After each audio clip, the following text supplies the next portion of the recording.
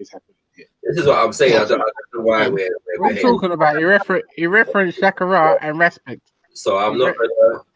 And the Nigerian Winra scandal. I'm not going to be drawing. But guys, this is exactly. Oh, Shaka, just so you know, your mic is. It sounds like you're really far from. I never heard Shaka talk about the Nigerian Winra scandal. No, maybe it was respect because everybody in is African, isn't he? Respect said that the Islamists are the new black. So when black people first came to this country, which were were Windrush, it's the same as what is going on with the people that have come in now. So that's why King of Gold in England since the time. King of Gold is a bit confused. Yeah, I'll be honest with you. I'm not really going to be. He's getting a bit confused. Yeah. So yeah, that's not going to happen for me personally. So if there is a sensible conversation to have, I'll jam for it. Yeah. But all the rubbish that's been going on for the last how long, I'm just not involved. Yeah, mad thing, innit? Yeah. This is what I'm saying. Do you know what the funny thing is, Shaka? When I jumped in, I literally said to Akingo, like, just give me some names of the people you rate. Yeah, like maybe just take 10 minutes and then go offline, have a word with them, have something to eat, chill out. Yeah. Yeah, I'm not really. They just suck it in back in. So, we've got nothing to do. I'm not interested in the shipping this, innit? So whatever. I have no side in that. By the way, I do want to say though, off topic, totally off topic, because I meant to say this last time I came on. When I shared the panel with Akingo, still, I happened to be listening when you were sharing your story the other day, bro. And I can't lie, bro. I was moved. I'm not gonna lie in it. Emotional, yeah. Yeah, it was emotional. So I just want to, just say something, send you some love in it and some strength. It's not a joke thing what you shared, did it? So yeah. No. So I'm being genuine, bro. I'm not trying to cry a victim. I'm literally trying to. I got that vibe in it. So I'm just saying, on a serious note, like away from the shaggy that's been going on, I'm just saying. Yeah, strength to you, bro, and I hope you persevere in it, car. I can't imagine what that is. But I can't imagine what that is. Shakara, with all due respect. Please, no, sorry. I'm not joking at the moment, and this is not a play thing for me. What I'm saying at the moment. Shakara. Please don't right now. Shakara, I'm not joking either. Yeah. I'm being very serious. Please do not right now. Why? Please, Shakara, with all due respect. Reggie, please do not right now. I'm in the middle of saying something.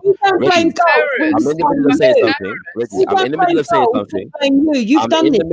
I'm in the middle of saying something, and I'd like to be a leader.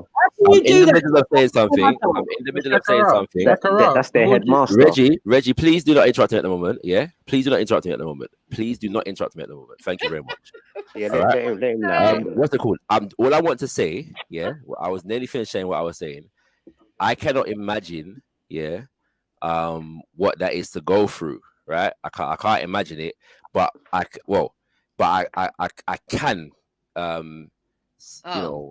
if I was to empathize, suggest that it would be very difficult. So, you know what I'm saying? Just some strength to you. Yeah, that's what it is.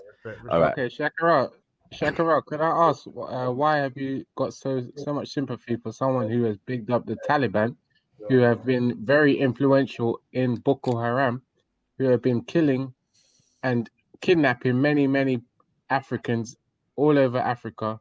Yeah. Why do you seem to have so much sympathy for someone who bigs up this organization? Yeah.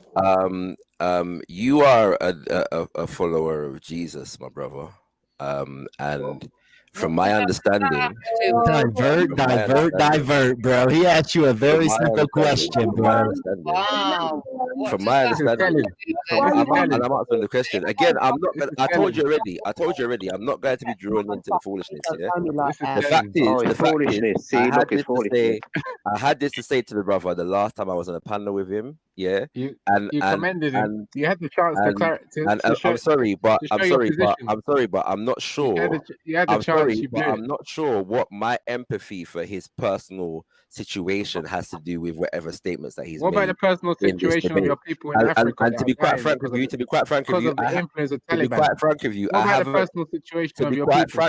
I haven't heard the whole conversation that's been taking place. Of course you haven't. How convenient. You've been on this panel. You've been sitting here on the panel for the past 30 minutes, bro. You ain't listened to none of it. again, I'm not going to be drawn into that. So I've already said that. So it's not going to happen. See, this is the whole point. If anybody wants to have a this is why nothing gets sorted out in the black community. Then I'm here for it. But all of that is just nonsense. In denial. The question that you just asked me is, especially in the light of what I've just said, if you heard what the brother has shared before, I don't know where you find it in you to make that the question that you asked me at the moment. So I'm just simply. Wow. I'm not gonna play to that at the moment. I'm actually yeah. I believe that. Yeah. You know what I'm saying? This is grooming gone wrong. Grooming gone wrong. Yeah, but when have I advocated for Taliban, or I've advocated for people? You just did. I'm not. You said you big up Taliban and then turned your camera on and slit your throat talking about how you about people getting their heads cut off, bro. Yo, big up the Allied forces defending the UK in the clever clogs. The Nazis. That was my granddad. So I always defend people from foreign fucking invasion. So if that's what they're labeling Taliban, then pick up the Taliban. Oh. If they're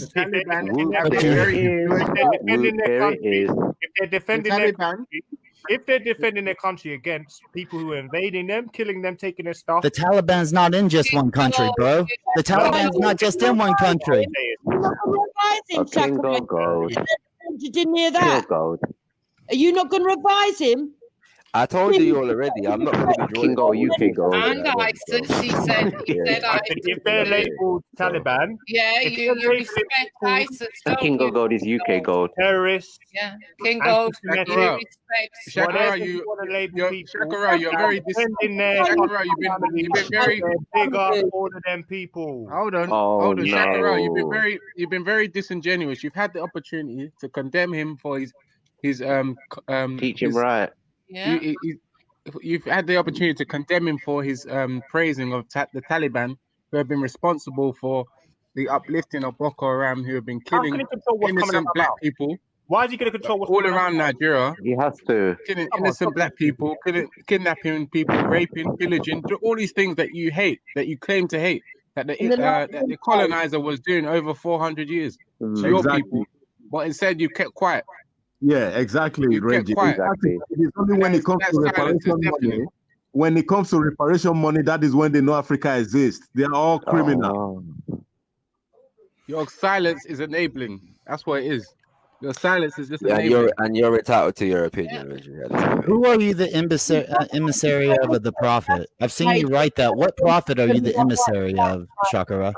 Going straight to the Daily Mail, mate. No problem. What was that? Sorry, somebody asked me a question a minute ago. What was that, sir? What prophet are you the emissary of? I would consider that'd be old mole. You write it in your name every once in a while. You put emissary of the prophet. So which prophet? What prophet? I would consider myself an emissary of all of the prophets of African liberation. However, in this specific instance, so what God sent these prophets down? What God sent these prophets down? In this specific instance, I was referring to Marcus Mosiah Garvey. What God sent your prophets down? Come on, give the Kingo more fucking strength. That's all he's come on for. That's what he's come. Yeah. He's come to back him up. Oh, you admire me, Gold. Yeah. Well, I like you so much. Carry on doing what you're doing, Gold. You're a wanker, Shakara. You really are. And you're entitled to your opinion. I've already said that. What is the God of these prophets, Shakara? So one can attempt. I won't be drawn into the foolishness. So the white people are stepping and saving again. The white half of them are saving again. You bastard, Shakara. You've done this to a black kid. That's what you've done, Shakara. And you stand there and you let him get away with saying the stuff. Why people are speaking third person? Yeah, he's only a child, you know, Shakara. So everybody knows this house is clean. This house is clean right now, isn't it? Look, you're just an antagonistic fucking dumb yank. Dude, I'm not worried about you. Yeah. The only way you're going to catch me and cut my head off is if you roll down a hill, bro. The only way you're catching me is if you roll down a hill, homie. seriously, Shaka, though, you need to. If you do see the black community going wrong, you need to be the one. You have to actually be the one, because everybody says, "Oh, Shaka, Lord Shaka." I'm sorry, it's not gonna happen. And you're entitled to your opinion. There was a question on the floor. What was the question about what God? I asked you what God is your prophets from. You said prophets of African liberation, I guess, if I'm not mistaken. If I misquoted you, I apologize. But what is this God? What is the God? The God is just the creative life force of the universe. Yes, but is this a God that is being promoted in Africa? And if so, which one? Your question. Good question. The premise of your question is not quite sure. Jesus. It's not. A lot of times, Shakara, when you ask me something, I say, "What's your point? What's your premise?" You say, "No, just answer the question, dude." Exactly. Put it back on you. Why do you need to know a premise, bro?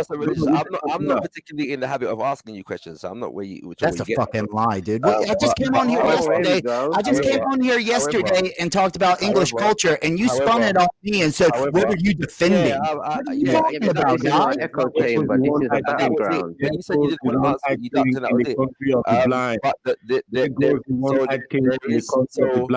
So the concept of quote unquote God, and God is not a term that I use. Here we go. Yeah? Are you reading a book? Reading a book? But the concept of God that the tradition that I was raised in is fundamentally about nature and natural laws, and the universe. The rasters. This is not. Whereas there are names,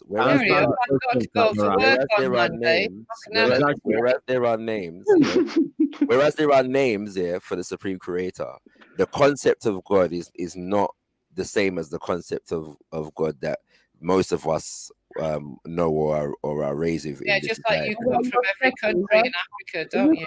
Shakara thinks he's special. You mentioned gods, not God. Gods. So which one of them? What does your God? What does your God and your spirituality feel about Islam and Boko Haram enslaving and sex raping Nigerians? I didn't mention gods. Doesn't care about your spiritualism. So religious, he doesn't care. As somebody who comes from an African spiritualist and African centered framework, it would be the imposition Look at what you've done to King of Gold. You've messed up with with all this when I'm allowed to finish answering the question, I'll answer all this bullshit. You understand me? You are a deceitful person. When I'm allowed to finish answering the question, I'll answer it. Racism. That's what I don't like. Shakara, why aren't you worried about the people in Africa? You don't understand, Shakara. Are you born in Africa, Shakara? I've often wanted to ask you this. There's been about 5 different questions asked me in the last 15 seconds. And you can't answer any. Which one should I answer? Were you born in Africa? I think this is where we should start. Were you born in Africa? No, we were born here. No, I wasn't. Were you born in Africa, Shakara? No, he was born here. Here's my question. Why do you know what's best for Africa, such as Pan-Afrikanism, and then you know it, and your Western Pan-Africanism, are you certain that Africans support it overwhelmingly? Or are you just going to impose your ideology on them? It's an imposter. The premise of your question is flawed because you use the term Western Pan-Africanism. No, because that's what it is.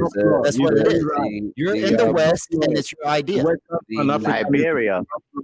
Answer the question. It's not flawed. Yeah, if I'm allowed to finish answering it, I'll answer it. So when you're ready, let me know. Well, firstly, don't try to obfuscate and try to say because I put Western in front of it. Just like the other day, you said reverse racism. So if you get to add words in front of other words to try to make a point that doesn't exist, why can't I do it then? Exactly. would you like me to finish answering the question, and are you done? He's being condescending. Why? Here we go. Yeah. Teacher, I'll be the lecturer. I'll be your name. You can't even answer a simple question, can you? Teacher, I'll be the lecturer. I'll be your name. He's going to read a book now, according to Marcus Garvey. So before I get off here, and because Reggie's on here, I just want to mention that I asked Lady D today if she was born in the Caribbean. Oh, so I see that. And she said no. She said no. So what's funny to me is that y'all ridicule, you and her, Shakara, ridicule Reggie for accepting British culture when y'all are imposing a culture on yourselves you're not even born in. And you're just using it by ancestry, which you don't even, all you've learned it from is from people who you were in your household, bro. At least Reggie grew up in it. Exactly. Yeah, hypocrisy stinks. This is the problem. Wow. That makes got Larry Bird in the G block. Oh lad. Oh man, but big up the Pan-Afrikanist, man. Watching people get slaughtered in Africa and unable to condemn people who support such things. You know what I mean? Terrible. Comes to reparation money about slavery, and then they see groups like the Taliban who slave and kill innocent people. Yeah, and they got no energy for condemning such people. What about Nigeria? What about the Nigerian government and the Nigerian army? Sorry. Are you going to condemn them? The reality is, that to answer this question that I was trying to answer a minute ago, he swerves it. He swerves the point as usual. Yeah. Look at that. If it was about the 400 years of slavery, you have so much to say. All right, okay, let's address. Okay, fine, Reggie. Let's address your. Let's address your statement. When I'm allowed to address your statement, I'll address it, Reggie. Okay. No, address the previous question. You were born in the West. How come you want to impose? Okay. So I was just about to do that. And then I was told that I'm swerving what Reggie just said, and everybody said yes. So now I'm about to address Reggie's question. Now you're telling me to address the previous question. So which statement do you want me to address, and I'll address it. Everybody, right? Between yourself, take a vote, and I'll address whichever one you say I should. To do with Pan-Africanism, you are a Pan-Africanist, aren't you? That was born in the West. That is the question I want you to answer tonight. Yes, I am. Yes. Come on, answer the question. Yes, so the answer to the question is very simple. When we speak about Pan-Africanism is about African people, yeah, and African people exist around the world, yeah. So in the same way that this is what you call the Shakara shuffle. Yeah. or the Shakarina. The Shakarina. Hey, Shakarina. Hey. The Romans fucking really stuck it to the English, didn't they? Okay. What? The Romans that dominated you lot. Who cares? You dominated. I'm not going to cry about that. Yo, hello? Can you hear me? Can you hear me? Oh, belly, Robin. Yo. Be quiet, man. All right. So everyone's been listening to everyone chat shit for the whole day, man. I beg you to let Shaka. Every time Shakara has, I know he goes on a monologue when he's talking, yeah. But you always cut him off. Always, cuz I beg you to let him get to the end of what he's saying, and then you can answer the next question. If he avoids whatever question you're trying to put him, like put it to him after, bruv, you didn't even answer the question or whatever, innit? Yes, but let him get to the end of what he's saying, though, man. Cause he always gets cut off. Yeah, but he's too long-winded, really. It doesn't matter if he's too long-winded. Let him get to the. Does he cut you off when you're speaking? Let him get to the end of his. Yes, he does. Don't answer the question. He'll go down the road and round the houses and round the shops and back again. Let him speak though, man. No one ever lets him speak though. Seriously. Every time everyone's listening, yeah. Every time Shakara comes on to speak, yeah, There's always 1, 2, or 3 someone before he gets to the end of his sentence. Veli, how many videos yesterday did he play uninterrupted? How many videos? Yeah, when he's playing the video, that's playing the video, isn't it? But when he's talking, it's different, bro. Yeah, he does though. He does, Daddy. He does come on. But and how many books? How many books? But let him talk, man. It's your channel. Let him talk, man. Yeah, but when everyone's talking, yeah, when you lot are talking, and then anyone's cutting you off here, and I jump on to say, yo, let them talk, yeah. I don't hear no complaints. Oh, don't let me talk. You get me? Yeah, so let him talk, man. Yeah, but me and Wendy don't get that privilege. So I've never jumped on to say let you lot talk. Stop it, man. Do you know how much times people chat shit to me in the comments for letting you and fucking Wendy on the panel chatting shit for 12 hours and shit. Everyone fucking for the whole day, man's been at me on the panel. You talking about, man? Get out of here, man. For about 12 minutes. How long have you been on this now? Trying it. I just wanted to see what you'd say. We've been on for about 13 hours, yeah. Man's been at me for 13 hours. Talking about Wendy and J Potter, Wendy and J Potter. I'm like, what the fuck, man? You hear me? So I beg you, let him chat, yeah, and let everyone get to the end of their sentence, man. Yeah. All right, go on. Right, so the long and short of it is that Pan-Africanism has always been a global movement that has included Africans on the continent as well as in the diaspora. The understanding of Pan-Africanism being exclusive to Africans on the continent is ahistorical. It's never been that. And the Africans on the continent and Africans in the diaspora have always seen it that way.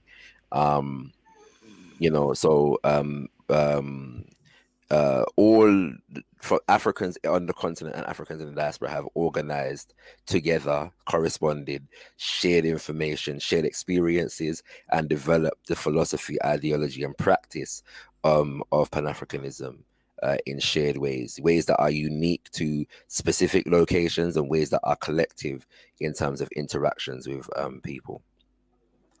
And I could give examples, but yeah. For those who haven't studied Pan-Africanism, they probably won't know that. But yeah, the idea that me being a Pan-Africanist living in the West doesn't make me any less Pan-African than a Jew living in America makes them any less a Jew, and makes them any less eligible to pay taxes to Israel or join any Israeli organization that is based in America or in this country, whether they've been to Israel or not. Doesn't make the same way that Indians or Chinese people in this country, whether they've been to India or China or not, are still Chinese and are able and willing to contribute to the causes and political agendas of the Chinese. The Africans everywhere in the world have organized around this ideal of Pan-Africanism. That was one part of the question. If I remember rightly, the other part of the question is whether most African people on the continent agree with it.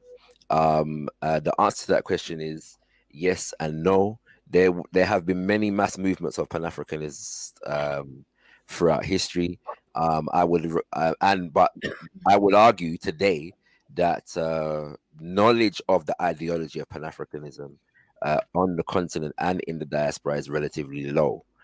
So the majority, in terms of knowledge of Pan-Africanism specifically, maybe not. But I think that there are many principles and policies within the Pan-African philosophy, ideology, and agenda that the majority of people would agree with, in spirit at the very least. So it depends. There's nuances where that answer is concerned, but again, we answer that for the sake of the audience and for anybody that wishes to know. Okay, Shakara. Again, the question was, why does you and Lady Divine get to ridicule and criticize Reggie for accepting English culture when you were born here? She was born here, and Reggie himself was born here. That was the question. Can I respond quickly? Because I'm not going to be on it for long. I'm going to jump into another panel. I'm going to jump to another panel, so I'm going to be for 2 seconds. All day today, this bitch ass Ruckus has had my name in his mouth, and I've not been on the panel. All day today, Listen, the question is directed. The question is directed has had my to name in your Sakara. mouth, and I've The not been on question is the panel. directed to So now Sakara. I'm You going to fucking respond, idiot. and you, Since you want to little go into insult mode, Brockers I can uncle fucking boy, insult are to gonna you hold your fully. partner, You and you're gonna fucking take it. blood clot Now fully. I I'm get to talking to you decide who blood the clot fuck fully. I The am. question I was am directed an at Sakara. African You blood fucking clot idiot. You Caribbean. understand I'm blood not clot? British. I don't have That's a what you fucking say. proper English Everybody, they're not blood letting the clot Africans in Sakara, speak. my Everybody. period.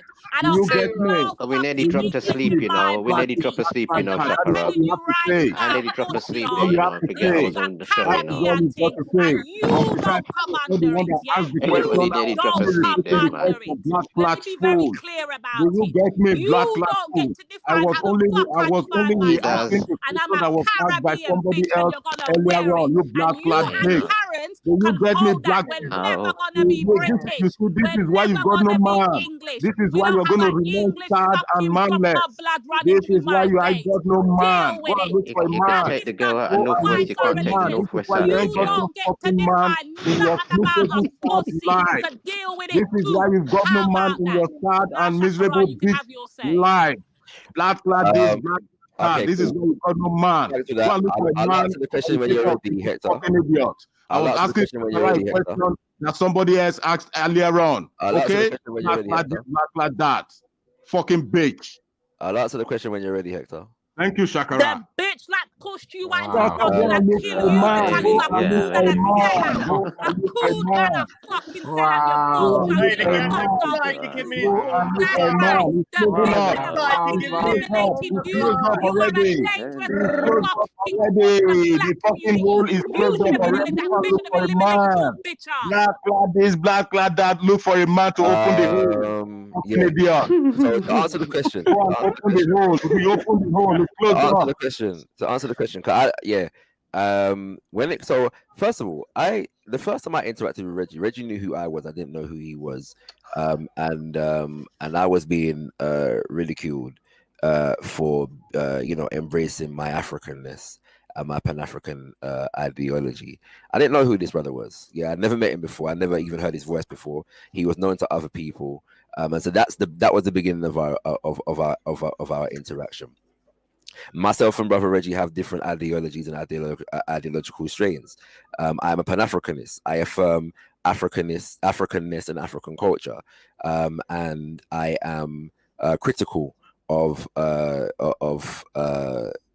non-African colonization and imperialism and cultural domination in Africa. And so we have a difference of opinion, and so on these matters, and we clash where these things are concerned. I tend not to speak to Reggie, just like I interact with everybody else on these panels. Where there's an issue, I try to address the issue. Personal whatever, I tend not to address. I believe, as many do, that as far as British culture is concerned, we have been indoctrinated into British culture as an act of colonialism, and our liberation as Black people is partly going to be reliant upon our capacity to reject the imposition of British culture. And I noticed that it's interesting to me that ones are aligning with what Why So Religious said in terms of quote unquote imposing Pan-Africanism on Africa, but are not as critical about the imposition of British and Western culture through colonialism on Africa.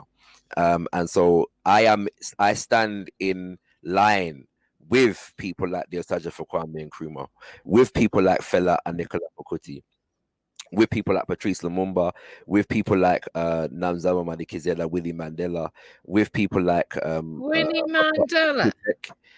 Yes, and with people like those in terms. Are you kidding? In terms of challenging, you just answer the question. In terms of challenging the Western no, he's got to read a monologue. The Western imposition of British culture on African people, and so where I come across brothers and sisters who are celebratory of Western culture and as far as black people are concerned, then we are going to have debates and differences of opinion. And that is why I challenge what I consider, as Fela Kuti called it, to be the colonial mentality among African people. And I think that Brother Reggie is an example of such. Can I ask a question to Hector? Or niggeritis. There was someone. Can I ask a question to Hector and Reggie? So what do you lot think about all of that? What you heard? Mental disease that we call just going around the shops and that we call krakatosis. His name's Sarah Susan. He called it krakatosis and niggeritis. When you forget, when you I think it's very simple. I always ask mild amnesia. God. I ask Shakara the same question every time. When is he going? And how can we assist him in helping him to get there? It's as simple as that. And you know, he needs to really let us know so that we can help him to help us as he claims he's going to do. And then everybody can be happy. You get what I'm saying? But at the moment, see, where's Valley? Where's Valley? Did you see that, Valley? I was speaking, he interrupted. Yeah, but at the moment, all we're getting is a load of lip service. I mean, really, exactly. He says it's against imperialism and all this la-di-da-di stuff, but he's here, reaping the rewards and the benefits of it. Exactly. You know what I'm saying? God knows if he's working or not. He possibly might be getting some sort of benefit from this system that is keeping him here, as opposed to going to Africa. But you can really, basically, what you see is that someone that, like Lady Divine, who claims that she's not English or she's African, but has spent majority of their life and probably will spend the majority of their life in this country. Never been to Africa, mind you. Never. Did you hear me say that? Hold on. What did you hear me say, Reggie? Literally, what did you hear me say? While that bitch Ruckus was talking, what did you hear me say? You said you're African. No, you didn't hear me say that. Tora, what did you hear me say? Like prostituted motherfucking. Why do you always gotta get the last word? Man. Yo, what? Yo, short man. Why have you always got to get the last word? Why do you say the last word? Because I like to have the last word because I'm a proper African. No. It's my problem to you. It's my problem to you. It's thy problem. It's thy problem. You may as well, King of Gold, you may as well have her tonight and say, hope you be home, mate. Verbatim, what did you hear me say? You expect me to quote you verbatim? Yes, you should have been listening. So you can actually quote me. When you're quoting me, quote me correctly. What did you hear me say? If you don't remember what I said, don't fucking quote me. I'm not about it, innit? So, like, if it's gonna go on for much longer, I can get on with it. Like, man will duck. Yeah, I'll be honest with you. Yeah, real talk. But you knew what you're stepping into, though. Really. No, yeah, and you're entitled to it. I came when I said if there's a sensible conversation to be had, I have it. If not, you lot can get on with it. I don't mind. It's up to you lot. Yeah, like, but I'm a grown ass man. I can't do this. So we've asked you genuine questions from the start, and basically, especially the one with the Taliban and the enslaving of our brothers and sisters in Nigeria specifically, because we're from Nigeria. How you can be so silent when a man is praising the Taliban, who are influential in groups like Boko Haram and the enslaving of Africans? Reggie, how you can be so quiet, Reggie, when the man is bigging them up? Instead, you come and give him a thumbs up. Reggie, have you seen any of my conversations with Uncle Dan Jim at Speaker's Corner? What's that got to do with you and your? Have you seen any of my questions? So my conversations with Uncle Dan Jimra. Yeah, you showed up. You played us about 2 or 3 of the videos the other day. Have you seen? And I actually played one video the other day. Have you seen any of my conversations with any of the North Africans, so called, at Speaker's Corner? The North Africans. Yeah, I have. Yeah, you have. So in those conversations, did you see me or hear me speak to what is taking place? Yeah, in Libya. Shakara. One second. Did you hear me at any point speak to what is taking place in Libya, in Mauritania, in Sudan, in Nigeria, in Mali? Yes. in Senegal and in Gambia and places like that? Did you see me speak to those issues in those videos, in those conversations? What I saw is today you had the opportunity to condemn a man for praising the Taliban who are influential. Let me finish. But see, Reggie, you're lying again. He didn't Let me finish. Taliban. He had the opportunity. He said the You had the opportunity. Let me finish. You had the opportunity. Let me finish. Let me finish. He said both. Let me finish. Let me interrupted. Let me finish. Let me finish. You had the opportunity to condemn the Taliban, a man who was praising the Taliban, who are an influential group in Boko Haram who enslave African people even today. Not 400 years ago, not 500 years ago, but today. They're enslaving, killing, murdering, raping, you name it. Innocent black people all over Africa. And you had the opportunity to do that and you were silent. Instead, you rather come on here and talk about white Jesus when you can't even talk about, you don't even got the balls to talk about the fact that many Muslims still believe that Muhammad is white. But you come in here, the first thing you do is talk about white Jesus when you had the opportunity. I didn't say anything else. And you stay silent. And you stay silent when you had the opportunity to condemn this man for praising the Taliban, the enslaving Taliban. Okay, Reggie, I'm going to ask you again. In the videos that you said you've watched, yeah, did you hear me speak to the issues that are taking place as far as black people are concerned in Gambia, in Senegal, Mauritania, Mali, Libya, Morocco, Algeria, Sudan, and places like those? Did you hear me speak to those issues? Yeah, that was obviously. Let me ask a question. Your views seem to have changed. One second, please, Willie. So, finish, Reggie. Go on. Who, me? Yes, finish, please. I said your views have changed since then. Clearly, you've gone silent. Okay, you're entitled to your opinion, but I'm asking the question: did you hear me speak to those issues in those videos about Boko Haram? About the what Boko I've Haram. just said, literally what I've just said, the issues pertaining to Muslims and Islam and Arabs and all related issues in all of the nations that I've just mentioned before a while ago. My brother, you talk about slavery and colonization. In those videos, did you hear me speak to those issues? Brother, you talk about slavery and colonization almost every day. You refer to two videos to reference your conversation with the with about North Africa and the Boko Haram. You refer to one or two videos. When it comes to European, we don't have to refer to one or two videos. We can refer to almost every day. Reggie, you know what I mean? Reggie, in those videos, did you hear me speak to those issues? Yeah. Okay, thank you very much. Have you seen any of my conversations or heard any of my conversations with Brother Isa? Sorry, both Brother Isas on the G Block or at Speaker's Corner? Have I heard your conversation with them? I think I have heard a few of them.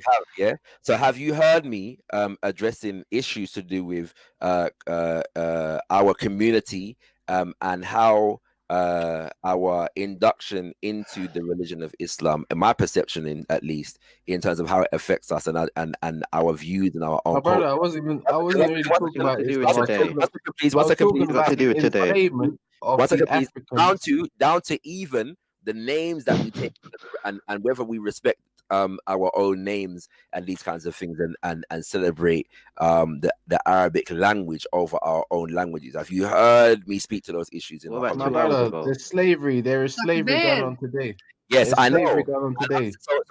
So have you slavery going on today? You have a brother praising an organization that enslaves people. You have a brother on the panel right here in front of you praising the enslavement. You already admitted an organization that enslaves. Reggie, be honest now. You have no energy. You've already admitted, that you've heard me, yes, on more than one occasion, speak to those issues. So my perspective on those issues is well documented, So in that respect, you don't have a problem with me, except for the one that you're trying to create at the moment. The reality is, my stance on those issues. You've heard me challenge them many, many times, In fact, there was a whole week, what's it called, on this panel where African spirituality was being dealt with, and a lot of these issues I was being challenged with, and I spoke to them then. So this already, You're very aware of what my perspective on those issues are. So why did you come onto the panel and bring up? I don't hide them. I'm not mealy mouth about them. You're very aware of them. Everybody that is familiar with Shakara knows what his perspective on these issues are. Everyone. And you have explained it. And the videos. That's all you have said. And the willingness or the attempt. You have not said nothing, Shakara. Can I just quickly address yesterday's white religious before I'm jumping off? I'm jumping off, Raheem. Literally, I'm gonna jump off. The attempt to deny that, doesn't obscure the issue anymore. It just demonstrates a level of dishonesty with the program. So anybody can talk it. But right, thank you for showing that. Before Hector jumps back on with my name all up in his mouth because he says my name more than his woman's name. Let me just deal with why so religious. So why so religious is vexed because yesterday we had a conversation about English culture and no English people can come and really express their culture. Cool. Now he's vexed that I said I am Caribbean and I'm going to live my Caribbean culture in your English country. Deal with it. Deal with it. You don't get to define who the fuck I am. I'm Caribbean to the core. And if you got a problem with that, why so religious, deal with it. How I choose to identify myself, what I am, how I live, and how my family and my whole culture lives is our business, not yours. You don't get to define who the fuck we are. We can be in fucking India celebrating our Caribbean culture. We can be in Africa celebrating Caribbean culture. We can be in the middle of fucking East celebrating it. It don't make a difference. You're never going to take the Caribbean out of me, period. But why so religious is not even he's not even in England. Exactly. So why is he so upset at how Caribbean celebrate their culture in England? Why is he upset then? And plus, the English people on the panel didn't really have a problem with you practicing Caribbean culture. No, but he came on to it's very similar anyway. So I'm going to your respond culture is very to similar him. to this no, anyway. It isn't. No, it isn't. A lot of you're it's coming similar. on the panel with my name in your mouth all day. Fuck why so religious. Bun him. We don't care about him. He's irrelevant. But you're not going to get to define Caribbean He's a people waste man. and how we identify. We are Caribbean. Period. That's end of conversation. But why so religious? All day, every day. Big up Zebay now. Big up Kingo. Big up. Yes, Windrush generation are joined forces. Shut up, Reggie, man, you little big. Big up the Windrush generation. They come on. Big you, man. Shut up. Reggie, go and call WWJD 800 999. That's what you need to be calling, not the G block. Hey, when I'm in trouble, man. When I'm in trouble. Yes, Raheem. Yeah, so I haven't heard your stance on these people. What is your stance? I am a defender of indigenous African spirituality and culture. Oh, here we go again. The same statement. I am convicted by the idea that we have a lot to gain. No, in terms of the Boko Haram thing, I'm asking. Raheem, you don't hear it. It's necessary for you to understand what I am for, to put in perspective what I am against. Well, you've heard the slavery of the 400 years, but you don't hear the Boko Haram of today. All you hear about is the one of 400 years. So my perspective is that Boko Haram, well, first of all, my perspective is that there are many black people around the world, not just even on the continent, are being politicized into the wars of the Arab world, and perspectives guided and informed by the politics of the Arab world, much of this is facilitated through a devotion to the religion, and so in this respect, I would consider Boko Haram to be at least in part, an example of this, although speaking to many brothers and sisters, activists, and people who are not necessarily even activists, but even what's it called? Just Nigerian prominent people from Nigeria, like Chimamanda Ngozi Adichie, like, for example, because their name means, for example, Western education is haram, and them kind of things there. And so there is a statement being made there, and you agree with their formation. Well, I wouldn't say haram because I'm not a Muslim, but I am against Western education.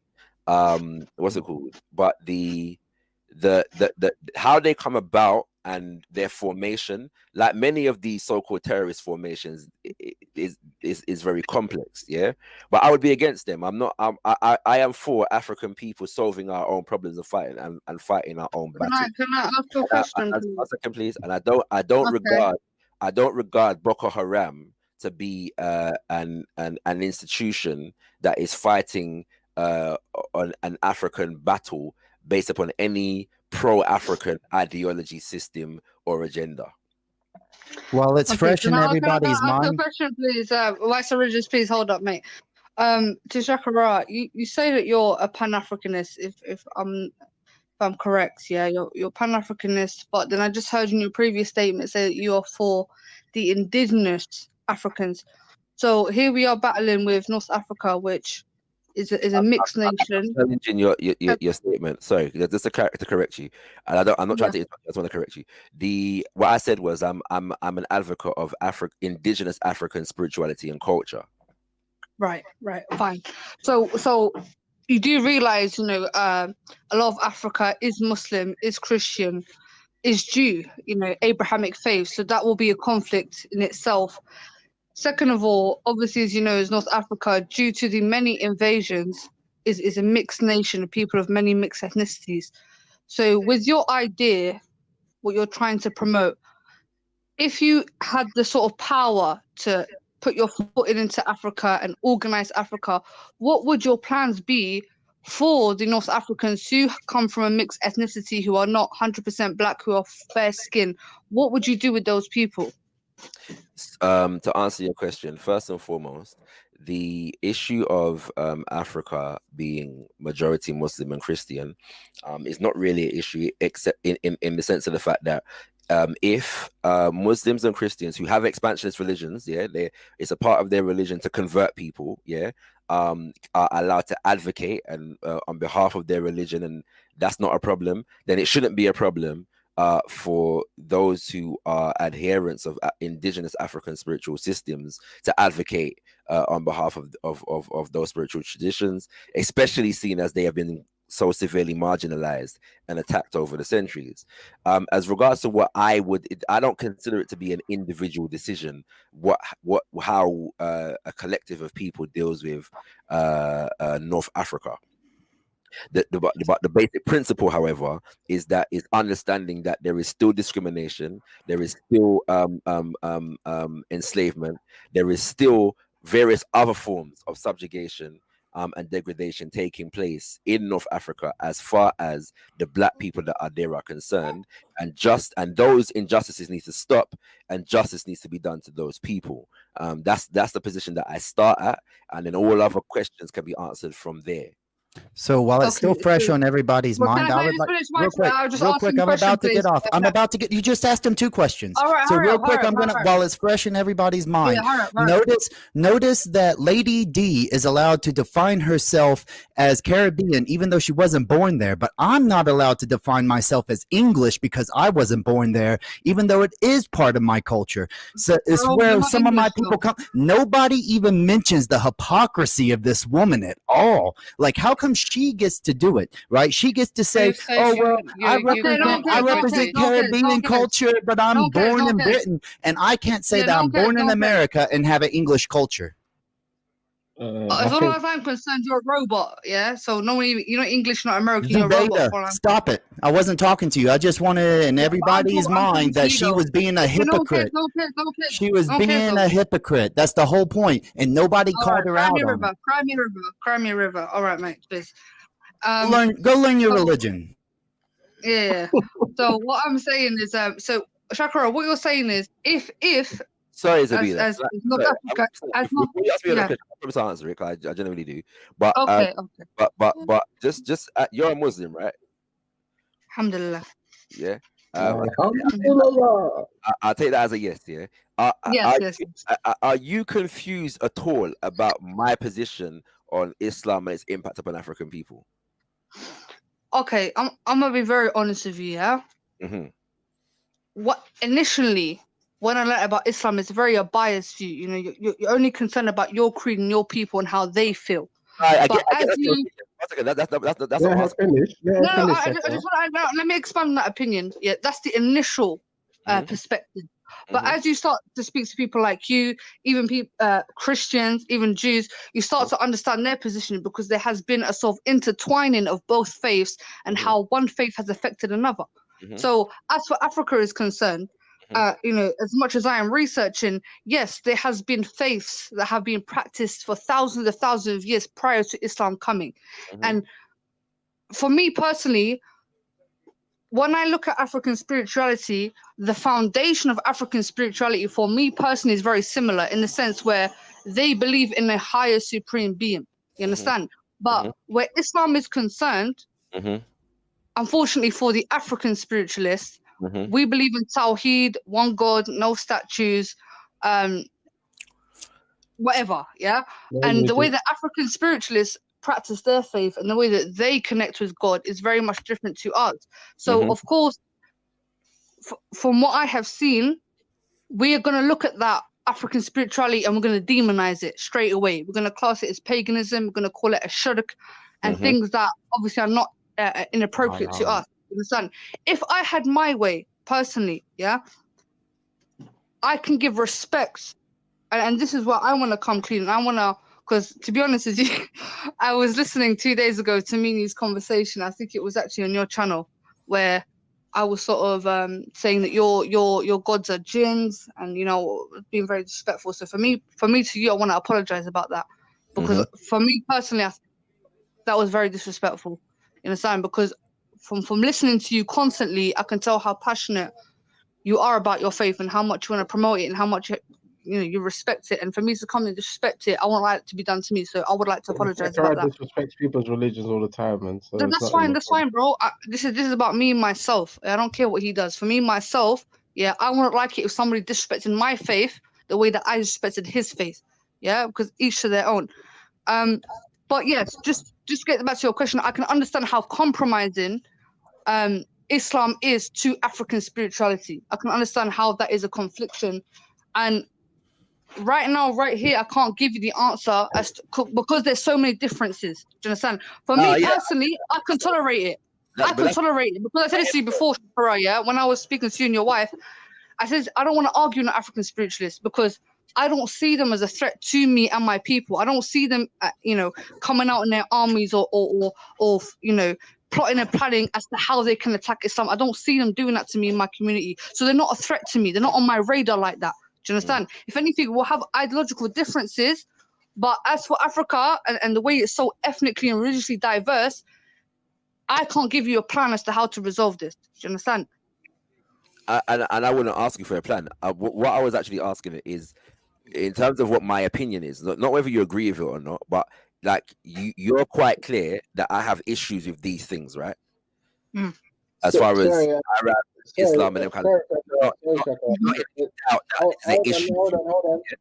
Reggie, let him finish, please, man. Stop being rude. One second,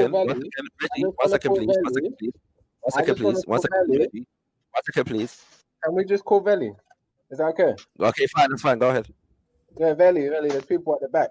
Could you let them on? That's it. Yeah.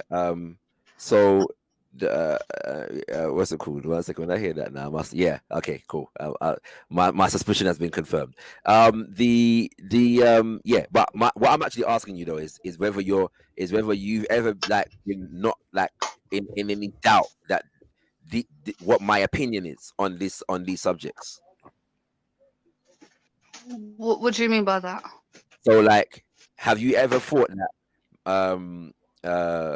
put it this way, have you, in your understanding of the things that I've said, have you always been aware of the fact that I challenge the imposition of Islam on African people and the condition that Black people are in North Africa today? Yeah, I mean, obviously, I think a conversation was being had about Somalia and how Somalia prior to Islam had their own sort of indigenous traditional practices, and obviously Islam overtook that and became the most influential religion and culture. I get that, but at the same time, Shakra, you have to allow African people to be independent and open-minded. Yeah. So if they prefer, if they prefer the Islamic way of life, then you should allow them to do so. You just can't, you just can't force this African spirituality down their throat because they are from that diaspora. And we've seen that across Africa. We have seen Africans who are far-fetched from the Arab world, as for like Senegal and Gambia and Nigeria, who are all the way in West Africa, who are very involved in their African spirituality. Yet there has been a proportion of those people who have been influenced and accepting of the Islamic faith and continue to uphold that to this day. As for the Arabs, yes, that was something that happened. Yeah, for me personally, I can't speak for those people, but what I would say is it's something that has been continued to this day. So that legacy has been upheld to this day. So therefore, we have to look at the people, and I don't like to downgrade African people. Yeah, some people like to say, African people have been invaded, they've been colonized, and whatever. But I like to look at African people as people that stand up for themselves, that fight. Yeah, they're not people that are easily to be conquered or whatever. And there have been African. Let me finish, please. Thank you. There has been African people, from my understanding, that have obviously submitted, but there have been African people that also fought for themselves. And what I look at as North Africa is I see them people have accepted Islam for what it is. They have embraced it. They have accepted it. And like I said before, yeah, and I don't want to be disrespectful, but look at Egypt, from Kemet to Islam. Kemet was a very prominent religion in Egypt. That was the culture. That was the way of life. From that transition to Islam, I can't think the people are weak enough to just succumb to this Islam, which is completely foreign. I look at the people that, actually, I like this. Yeah, this makes sense. I'm going to embrace this. And quickly, come on, Zubeda, just to add no justice, no peace. One more thing. I'm gonna say one more thing. Can I quickly add on to what Zubeda just said? Please, Shakara, let me quickly, please. Let me quickly. You said 2 days ago it was a similar question I asked you, just like what Zubeda is saying now. It was a similar question. Let me finish. I promise I'll answer it. Just let me finish. Okay, yeah? Go on. So the reason why I was asking that question is because obviously it has been said that man doesn't speak about these things, but it's clearly obvious that I do. But to take it beyond me as an individual, yeah, there is a whole conversation on content over everything that doesn't include me at all, yeah. Whereby Uncle Danjuma,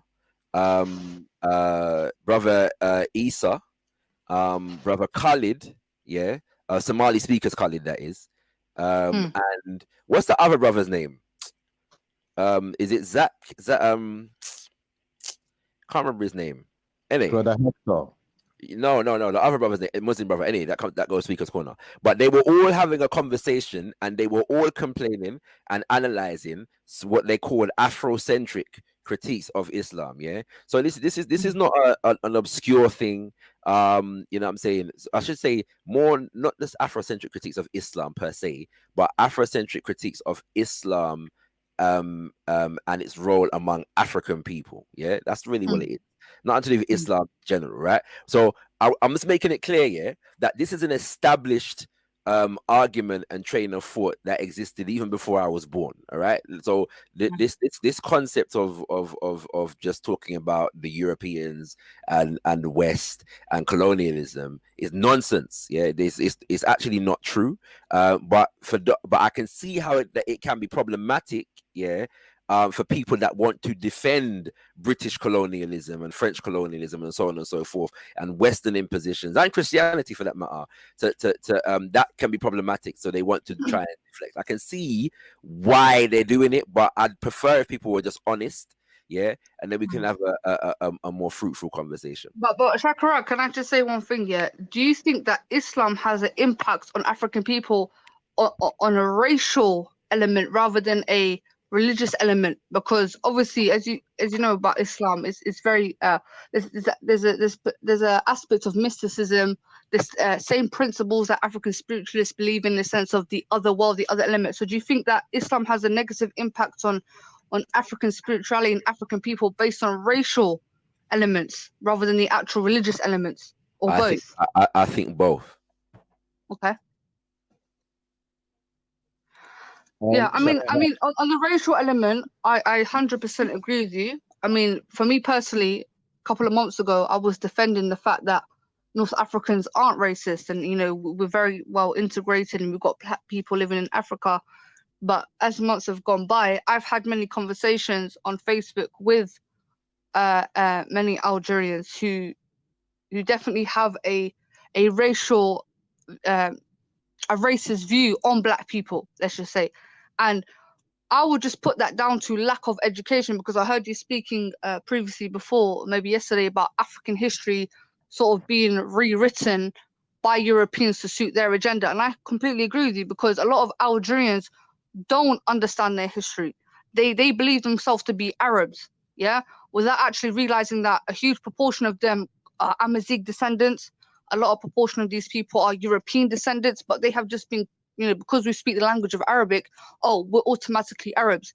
So so when that guy that he was debating, exactly, the young guy, the young Algerian guy. Can I just last point, Hector, just last point, yeah? I was watching the video of you, Shakara, debating with the young Algerian guy. He was very fair skinned. And I watched that debate, and I spoke to him a couple of weeks later, and I pulled him up. I said, you do know the indigenous people of Algeria are black? And he was completely shocked. Like I was just telling him fairy tales, and he's like, nah, what are you talking about? I said, bro, that's like... What was the statement that he said again? Remind us. Sorry? The young Nigerian, there's one statement that he made at Shakara, one line that hit hard. Shakara was almost... No, what I was saying is Shakara was debating with some... No, I will repeat it, but he was debating with some Algerians that I remember, and one of them I knew him. His name is Yunus. Yeah, his name is Yunus. And a couple of weeks later, it was me, Waleed, Maku, and Beefy on what's that guy called? Black Man's show. And I was trying to say to the Algerian brother that was debating Shakara, I said, brother, you do know that the indigenous people of Algeria were black? And he didn't want to believe it. It's like I was telling him fairy tales, and I'm trying to break down to the brother. I'm saying that's who the indigenous people are. And he didn't want to believe it. And unfortunately, many Algerians believe the same thing, because they themselves haven't been taught their history, as to why there's been an uproar and protest by the Amazigh and Berber people in order to get themselves recognized in Algeria and to get their language recognized in Algeria. So this is a conflict that we ourselves are going through in-house. You understand? Mm-hmm. Yeah, I respect that. Shakara, earlier on, you made a statement to do with that. I know you were born here in the West, and then you made a statement that you share with the experience that those people living in Africa have. So, can you tell us what experience you share with them, and how you've come to acquire that kind of experience, considering the fact that you were not born in Africa and you've never lived in Africa? So how have you shared that kind of experience? The shared experience that I was talking about was in the context of Pan-Africanism. I was being asked about Pan-Africanism, and I was saying that Pan-Africanism has never been a continental alone thing. Pan-Africanists across the diaspora, I should say Pan-African movements across the diaspora, have shared experiences. And what I meant by that is literally educating each other about each other's experience, or studying the conditions of African people in different parts of the world. You know what I'm saying? And these have been parts of Pan-African movement. So I'll give you two examples. When Ghana became independent, in 1957, a Calypso king by the name of Lord Kitchener wrote a song called Ghana. Yeah, Ghana is the name we wish to proclaim. We will be happy, merry, and gay the 6th of March, Independence Day. Yeah, and so this, because the Africans in the diaspora, the Caribbean in particular at that time, were studying the independence movements, going on the continent, because we had similar independence movements in the Caribbean. And so when Ghana was made independent, it was a moment of celebration for Africans across the diaspora, and because Africans were studying those conditions. On the flip side, when using the same example, a similar example, when in 19 I forget the year. I'm thinking it's 1968, but I could be wrong on that. Kwame Nkrumah publishes a book called The Struggle Continues. And in the book, he has two chapters. One called The Spectre of Black Power, and two, something like a message to the blacks of England, yeah. And so he's studying the Black Power movements in the United States of America and in the UK, and is putting them in the context of the global African liberation fight and the Pan-African movement, yeah. And pledging support and allegiance, and in that context, Malcolm X, when he went to Africa, he traveled to a number of different nations, including Nigeria, including Ghana, including Sudan, including Tanzania and others, and he met with Asajafo Kwame Nkrumah, and they had an agreement whereby the Asajafo would and other African leaders were going to support, yeah, the liberation fight of Africans in the diaspora. Malcolm X comes back and he's forming the Organization of Afro-American Unity, not just to unite the Africans in the United States, but across the Americas, yeah, because he considered Afro-American to be across the Americas, South and Central America, the Caribbean also, in order for us to be organized to build up ourselves a power base and contribute to the power base that was being built up on the continent during that time. So that's the Pan-African experience. That's the Pan-African, journey of sharing experiences with each other. Okay, hold on. Now, will I be correct now if, let's say, tomorrow I start saying I have the same shared experience as the Windrush generation in the UK? Will I be right if I start saying that from tomorrow? It would depend on what you mean. But when I said shared experience, I just clarify. Experience. Shared experience. It's very important that you understand what I said. When I said shared experience, I didn't. It doesn't mean I'm not talking in the context of. Although there are some shared experiences, but I wasn't in that sentence meaning we had the same experiences. I'm talking about sharing.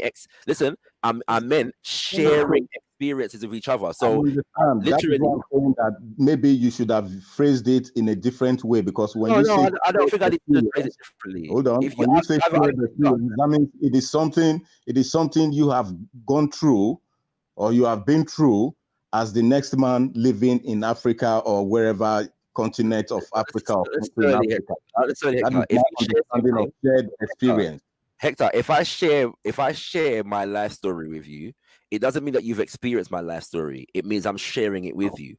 So when I say sharing experiences, in that context, I can understand. But in the context of Pan-Africanism, then I wouldn't say it's a shared experience. My brother, first of all, maybe ideology, yes, maybe ideology, but not experience. There's both. Yeah, there are shared experiences, and then there are experiences that have been shared. Yeah, so because, for example, in the Congo, yes, under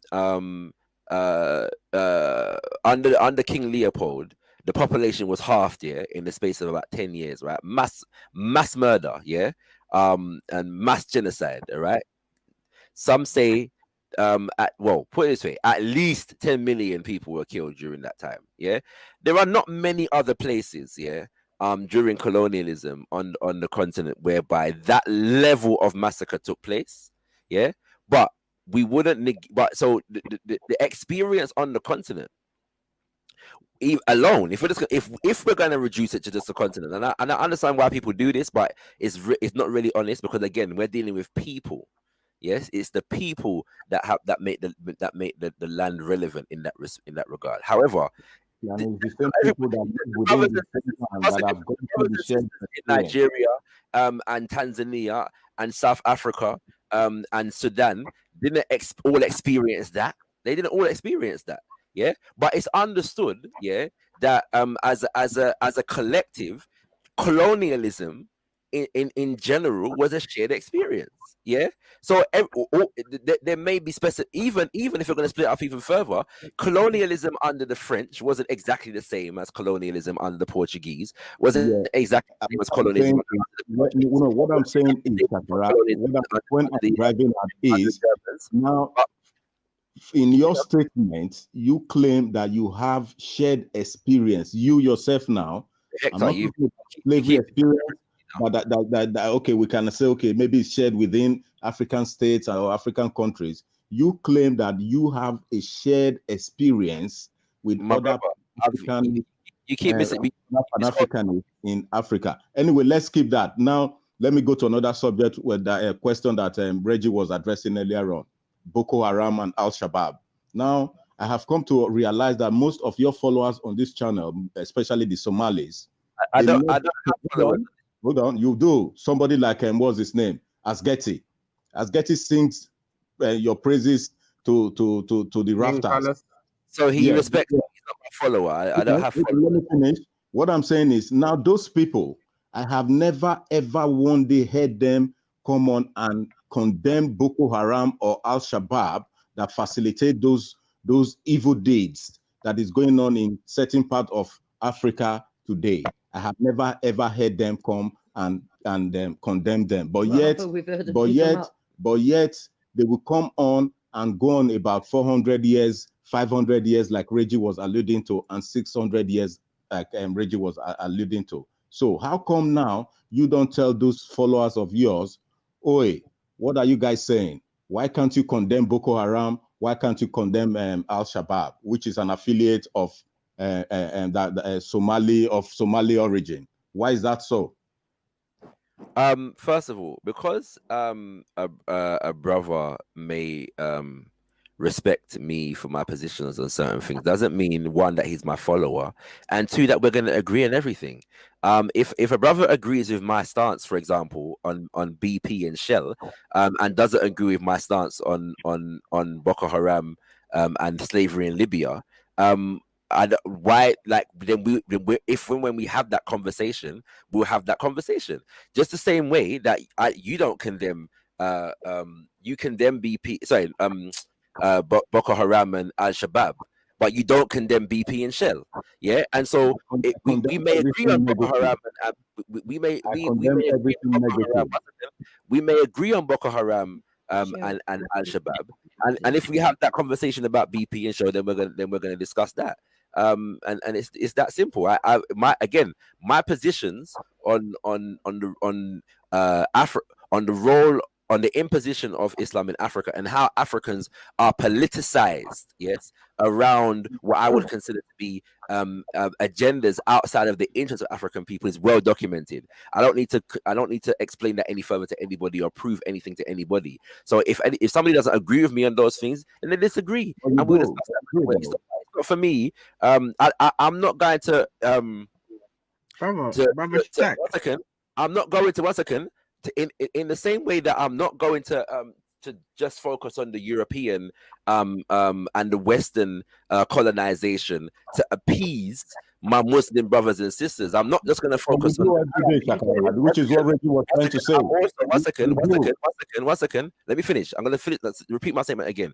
In the same way that I'm not going to exclusively focus on Western and European domination and colonization of African people to appease my Muslim brothers and sisters, I'm not just going to focus on Arabic and Muslim issues as it relates to African people to appease my brothers and sisters who are into Christianity and Western culture. I'm not going to do it. It's not. But what I'm saying is, Shakara, you condemn the Europeans and all whatnot on a daily basis. Because I was listening before I came back on, when I dropped out, I was listening to what you were telling Reggie. And the point Reggie was making is, okay, you were telling Reggie, has he seen this video? Has he, okay, about 2 or 3 videos you mentioned. Now, compared to the amount of hours, day in, day out, week in, week out, you put on the emphasis you put on the European and the white people and the British people, compare that to what is going on in Africa regarding Al-Shabaab, Boko Haram, you find out that is just a drop in the ocean. Your whatever debate you've had on those 3 videos you mentioned to Reggie. That's what I'm saying. Why is that so? I would like to see you come on for 1 week. For 1 week, you'll be going on about Al-Shabaab and Boko Haram and all those their supporters, but you don't. But again, my statements are not designed to appease brothers and sisters who are uncomfortable with me talking about Exactly. European colonization. Let me finish, please.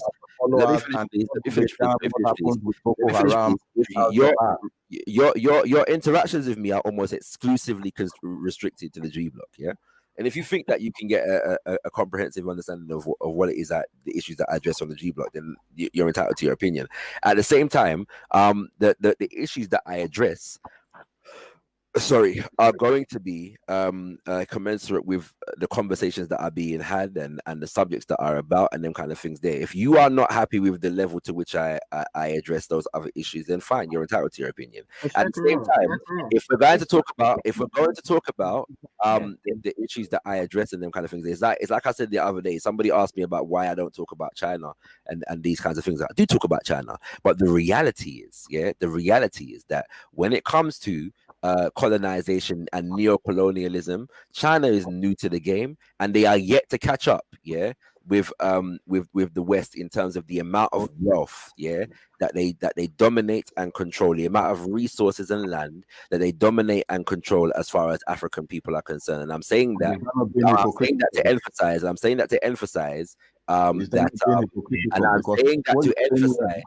that the issue of China is not exclusive to the African continent. There's a very big issue with China as far as Jamaica and the rest of and other parts of the Caribbean is concerned right about now. Yeah, but basically what you're saying, according to my understanding of what you're saying we should wait another 300 or 400 years for the Chinese to do whatever they want to do. Then we can start discussing China. Is that what you're saying?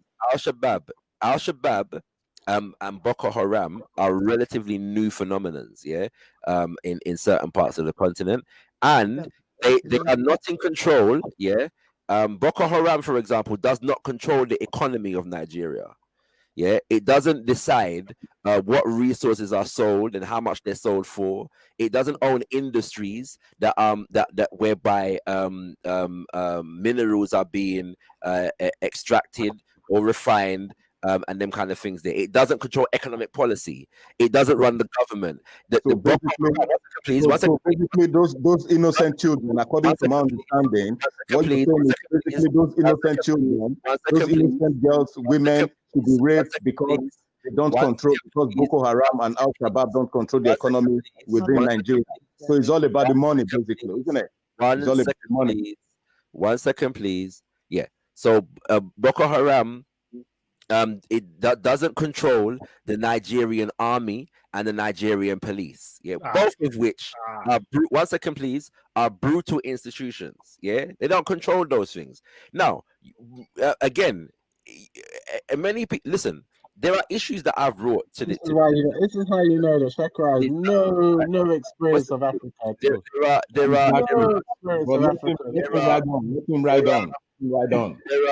There are issues, in places like Mali, and Senegal, and Mauritania, and Sudan, and them kind of things there. That many of which, right? The information, that has been brought about those places, I have spoken to. In fact, probably nobody on the G was speaking about it before I spoke about it. No, I'm sure, for example, none of you all were speaking about Muammar Gaddafi funding the Janjaweed in Sudan with aircrafts, in the 1990s. I'm sure none of you have mentioned that, but I have. Why do you assume that? I'm sure none of you have mentioned. Why do you assume that? Because I'm sure none of you have mentioned. Based on the composition of the block. I'm sure none of you have mentioned the issues that are taking place in Mali right about now, where fundamentalist quote unquote Muslims are attacking the shrines of less fundamentalist Muslims who have retained an African spiritualists, or even Muslims who hold on to a bit more of their indigenous spiritual systems. And I'm not sure that any of you have raised those issues. Neither have I heard you attack them either. So in Algeria and Egypt as well. There's been political prisoners as well.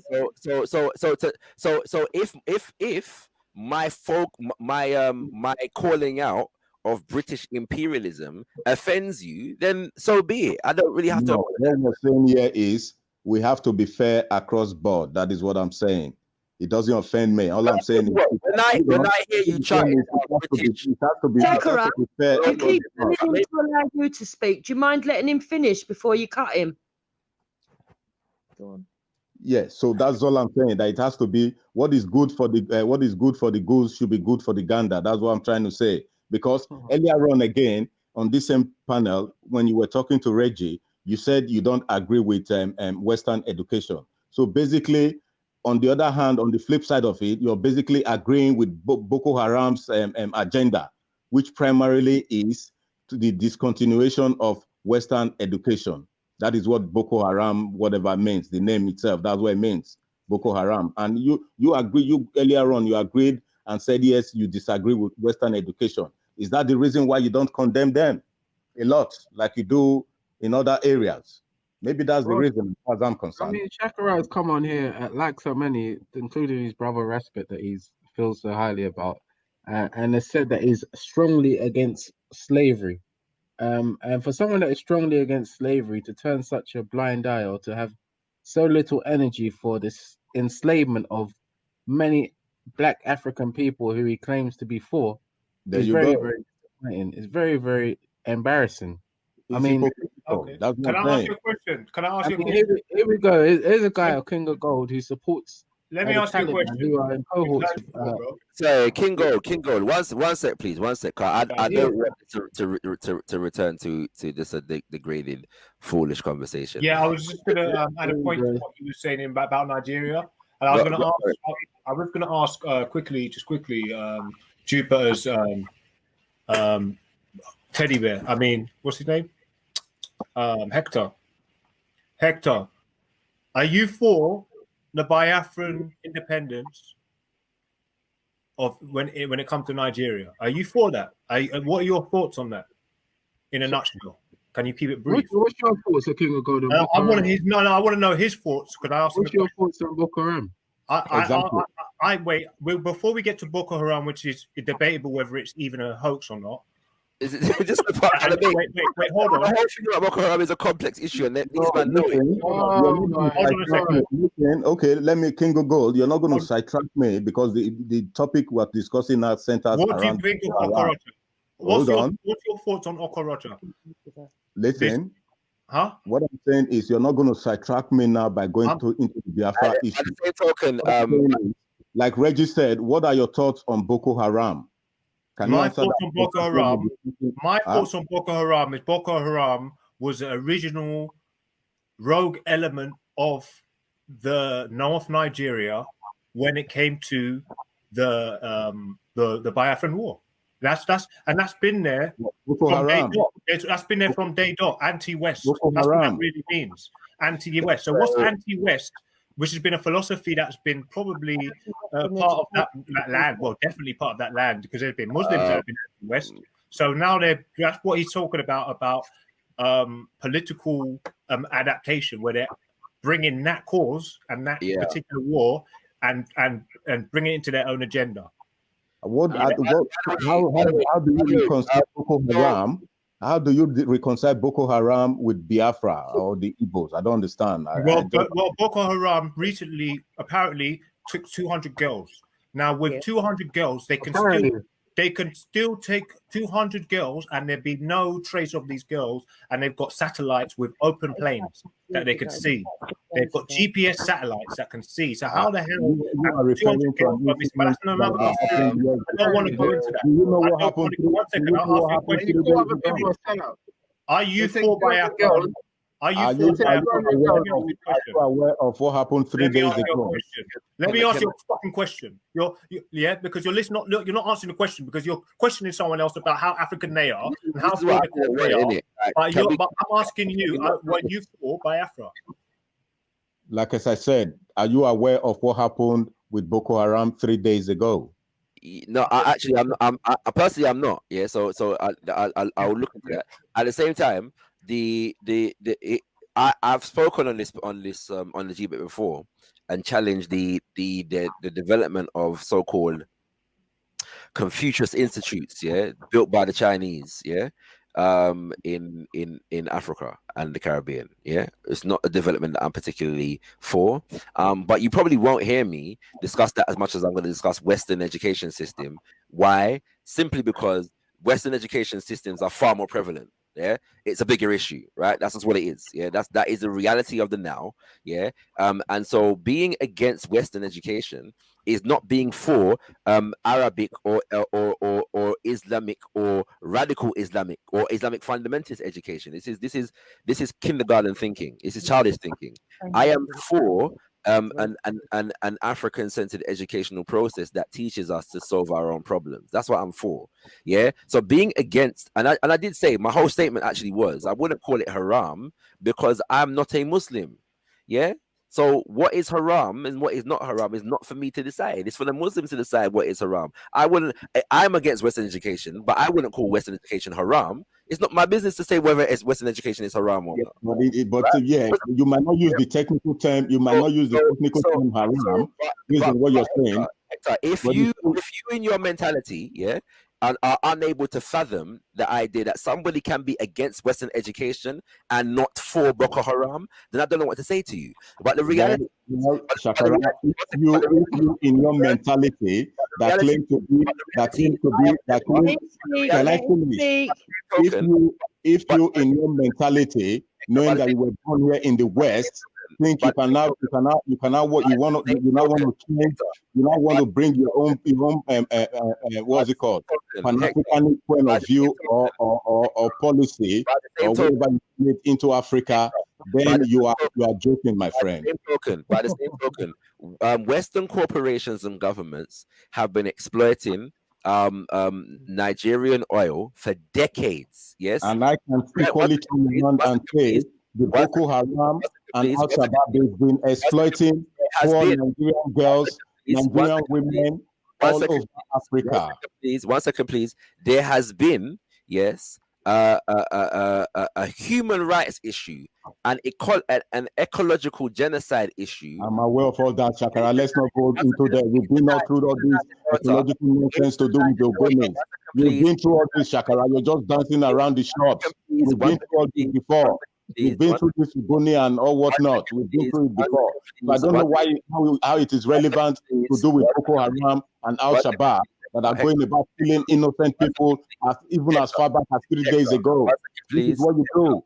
1 second, please. 1 second, please. I don't know the latest developments in the Niger Delta 3 days ago. You don't care. That's why you don't care. I haven't caught up with exactly. You don't care. That's why. You want to go about. You want to go about your opinion. When I was in Nigeria at that particular point in time when it was happening. But you want to lecture me about the Ogones and the ecological system in Nigeria. I'm telling you, 3 days ago here, Boko Haram again. The same Boko Haram that you say you support their policy of no Western education. Hector, come on. Hector, thank you. Look at him trying to tie it. I've never seen or heard yourself already. For that matter, independently raise the issue of the Niger Delta as a concern. It's not happened. Yeah. Hold on. Just because I've not raised it here. Listen, like as I said, hold on. When it comes to the money issue, how old are you? Shakara, how old are you? And I want to finish. How old are you? Hold on. How old are you? Shakara, how old are you? Shakara, how old are you? So you answered the question, yeah? Yes. How old are you? Right. I'm going to answer your question, but after I finish saying what I'm saying. No. It's a simple question because you made a statement now. I'm going off the back of the statement you made. Listen, like as I said earlier on, when it was kicking off to do with Kensaro in Ogoni land. Hold on. Then I think I was just getting into the university or so, or I think just leaving secondary school. And we protested massively in Nigeria. You understand me? So just because I don't come online here to discuss Ogoni problem, which you are just aware of present day today, and you're telling me because I don't discuss it, then for what? I fought that battle before I left Nigeria. That's what I'm trying to tell you. Hence I asked you, how old are you? So you're telling me now You're not going to be telling me now anything to do with the Ogonis and Ken Saro-Wiwa. You understand me? And I agree. I totally agree. So you can take exactly what you've just said, yeah, and apply it to yourself in relation to me. Sorry? What you've just said in terms of what's it called? Just because you don't come and talk about it on the G block doesn't mean that you've never addressed it. You can take because the Ogoni issue, as far as I'm concerned, is basically hold on. The Ogoni issue is basically to do with Nigeria. The ecological system, hold on. The ecological degradation of the Ogoni land is basically to do with Nigeria. So why would I not come here on this panel that I know is filled with Caribbeans and not discussing the Ogoni issues? Of what benefit is that going to be for Nigerians and especially the Ogoni people? Tell me. If that's the case, then why Boko Haram is specific to Nigeria? Why ask about Boko Haram? Because you yourself is against Western education, and that is their philosophy. That is what I'm asking you. If it's not beneficial to ask a non-Nigerian about the Niger Delta, why is it beneficial to ask a non-Nigerian about Boko Haram? Because again, like as I said, that philosophy, you agree with their philosophy. You agree with their philosophy, one. And secondly, people that are keeping for Boko Haram and Al-Shabaab, majority of them are your followers. That is one. No, actually, Hector, I actually have more in line with the movement for justice in the Niger Delta than I do with Boko Haram. Exactly. That's what you think. Exactly. You and Boko Haram probably that is what you think. share a lot in common. You and Boko Haram probably share a lot in common. That is concerned, but I can tell you this: I've worked with brothers and sisters who are fighting for justice in Niger Delta, and who are from the Niger Delta. I've never worked with anybody from Boko Haram. Boko Haram will tell you the same thing, that they're fighting for justice as well. No, but you've missed my statement. I've said I have worked with brothers and sisters from the Niger Delta in relation to justice for the Niger Delta. I've never worked with anybody from Boko Haram. Yeah, because they wouldn't work with you because you're a kafir. Exactly. Can I just say one thing? Yeah. Can I just say one thing? With these sort of radical Islamists across the globe, if we're speaking about Africa and the Caribbean, we've seen Islamist extremists in Trinidad, we see them in Nigeria, all parts of Africa. What we have to do is separate the religious principles based on the political agenda. Yeah. So a lot of these people will use Islam as a justification, the foundation as to why they want to politically oppose what's happening politically in that country. And that even happens in the Arab world.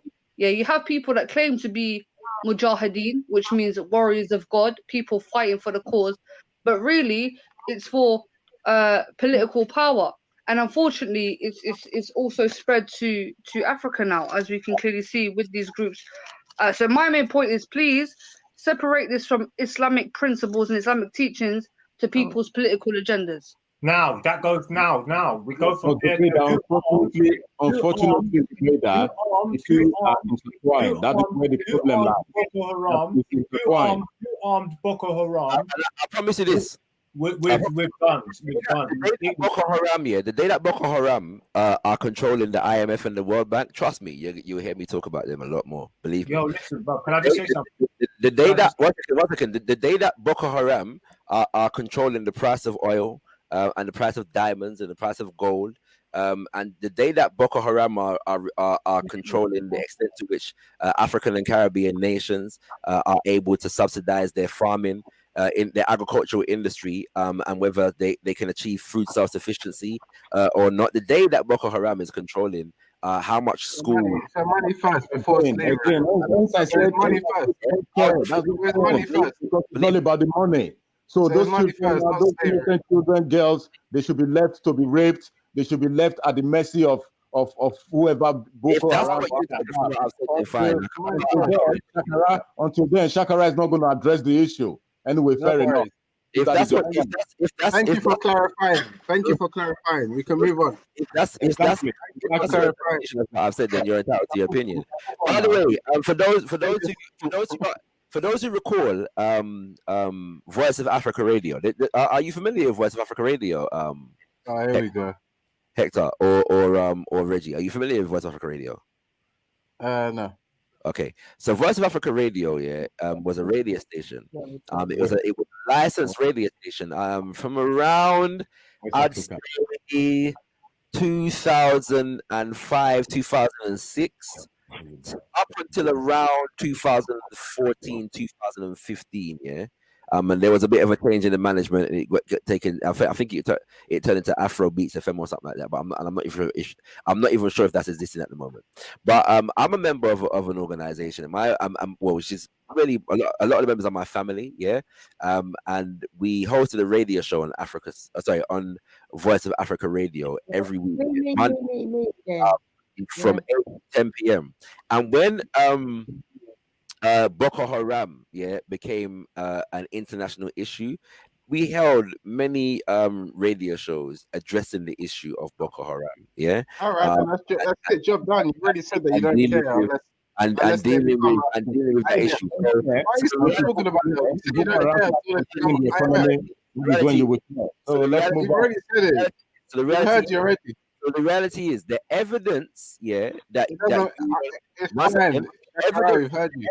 that you will want, because it's not even like I'm not even talking about like what Hector's saying. If Hector said that he was on the march in relation to the Niger Delta, I'll take him at his word, right? I don't have evidence of that, however, but I'll take him at his word. I have no reason to deny that what he's saying is true. But you will have actual evidence, of me discussing these things and are actively denying it. So what more do you want me to say? It's documented. There's evidence. It's not even a long time ago. Yeah, by referring to 3 videos. I'll finish. Okay, now. All right then. Like Reggie said, I think we've heard your take on it. And come condescending, this clown is, bro. No, but he's made himself very clear at the end of the day. It's fine. It's fine. It's fine. Such a fan, You're not going to get any reparations. We're not going to go for. This is why I'm such a fan. Reparations if you just attack Boko Haram. I don't. Fela and Nicola Pokuti. Okay. Games, isn't it? Like it was like if you listen to Suffering and Smiling, we go where the money is. The reparation is the European. The European influence, and the Arabic influence. He's talking about the how the role of the church in the country, and the mosque in the country, right? And these kinds of things. But then he's got other songs where he's talking about ITT, International Teeth, and he's challenging. And he's got other songs where he sings about teacher, don't teach me nonsense. And he's challenging songs where he sings in the country of the blind, it is the one-eyed man that is king. What does he say? So when we want to go to Fela, let's leave Fela out of this. What does he say? Don't put Fela now, make it look as if you know more than whatever. You understand me? Fela sang loads and loads of songs that cut across the board. You mentioned teacher, don't teach me nonsense. What does he say in the song, Hector? Yeah, he says, who taught us democracy? Yeah, it was the Oyibo that taught us democracy. Yeah, so why didn't the Oyibo come and tell us when the army? So why would Oyibo hold on exactly? Why would the Oyibo now come and tell you? And if Oyibo now comes to tell you, oh, this democracy, this is how you practice it. This democracy in England, army don't. There's no military code in England. What would the same Africans say to that Oyibo man? We don't not say, my friend, fuck up, you're drunk. Exactly.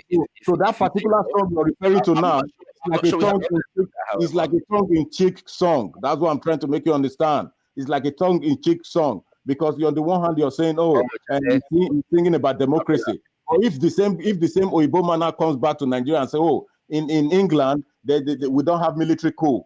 What would the same Nigerian or the African tell the Oyibo man? Is it not fuck up back to England? No, but remember, you say it's a tongue-in-cheek song, yeah. You remember, he says in the song, we'll have to move on. Let's just move on. One second, right? Remember, he says, as I don't start to work, the government I must say look past or something like that, yeah. You go. You don't understand what Igbo means. It means white. He names all these countries. You go for France, Italy, Germany. Now them culture for the teacher, for China, Russia, Korea, Vietnam. And he not said, but these same Oyibo people, they not tell us for Africa, army not fit take over. I do not be told to go. In Africa, the army is not meant to take over. But what do we have? We have loads and loads and loads of schools. That's what I'm saying.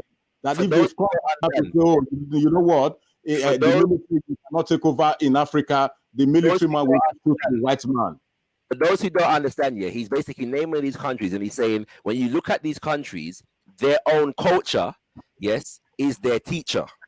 Yes. Then he says, let us face ourselves for Africa. Not the matter of Africa, this party of my song. All the problems of this world, now we they carry for Africa. Yeah. And he mentions the problems, right? And he goes through and he's basically saying, listen. Okay, so what were the problems? What are the problems? Okay. Mention the problems he mentioned. One, corruption, which is what I say nearly every day on this panel, and you people deride me. Or did you not mention corruption? Did he mention corruption? He mentions influence, corruption. He mentions government stealing. Yeah, exactly. But what does he say? What does he say? And then he said, and the biggest one he said that makes him laugh is austerity. Yeah. But then he says, listen. But then he says, who be our teacher? Now Oyibo be our teacher. Yeah, that's what he says. So with all these problems, as I said, that particular track you are hammering upon is a tongue in cheek, is a tongue in cheek track. I listen to that track nearly every day. He says in the song but he says it's direct in the song. I'm not making it up. He says it's in the song. I asked you what was the problem he outlined in the song. Was corruption there? The song was government stealing there? I just said corruption, stealing by government, mismanagement, austerity. Yeah. He mentioned all these things. All right. Then now he says, but right after he talks about what's it called, austerity, why are they laugh, man no fit cry, who be our watisha now Oyibo, and he goes into the elections, and how we were taught this system by the Oyibo, So then he's saying, why, if the Oyibo can teach us democracy, why is it when these things are happening in our nation, they're not coming to correct us and say, well, no, that's not how you're supposed to do democracy. This is how you're supposed to do democracy. Why? Because it's as at that time now, Nigeria in particular is now an independent country. As at that particular now, Nigeria is now an independent country. If good teacher teach you something and the student make mistake, teacher must talk it so, but Oyibo not talk it so. Okay. Hold on. Now you can go on about teacher because I brought that. Now let us talk about the one is sound to do with the imams and the Muslims and all that. And can you sing that for me? Can you sing it? Exactly. Because you choose the one that fits your narrative. What about the things that you sung about the imams and the Christians and all whatnot? It's a good thing because exactly. So like I said, most of Fela's songs, majority of them are singing check.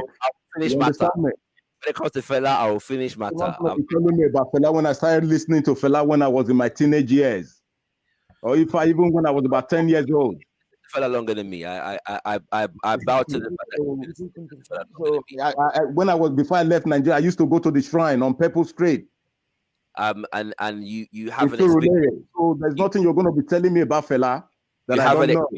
You have an experience that I would have longed to have had. But I do give thanks to my Pan-African upbringing and the fact that I've been listening to Fela all my life. I'm not as old as you, so I would humble myself in the fact that you've seen Fela live. All that stuff there. I haven't had the experience. I wish I had the experience, but such is life, Such is life. I was born in 1985. There's only so much you can do. 1985. Yeah. Exactly. So that is why I keep saying, that is why I asked you earlier on, what shared experience will you say you personally have had with people in Nigeria, the so-called Pan-Afrikanists in Nigeria? What shared experience have you had? And as far as I'm concerned, there's none by the look of it. There's none, yeah. Okay. So again, you've I don't know. Well, I can't even say you're misunderstanding. You're just misquoting me now because I've already, clarified what I said, which was that we were sharing experiences. Yeah. So in the sense of the experience of Africans in the diaspora was being shared with Africans on the continent and vice versa. Let me address somebody on the chat. 6-4 Messi. I don't compete with no one. It's not about competition. I'm just giving my own side of what I know to do with Nigeria history and the way Nigeria is being right from inception. Bro, I hope you ask him some damning questions, Shaka, man, about Nigeria, bro, because I don't really have too many questions. No.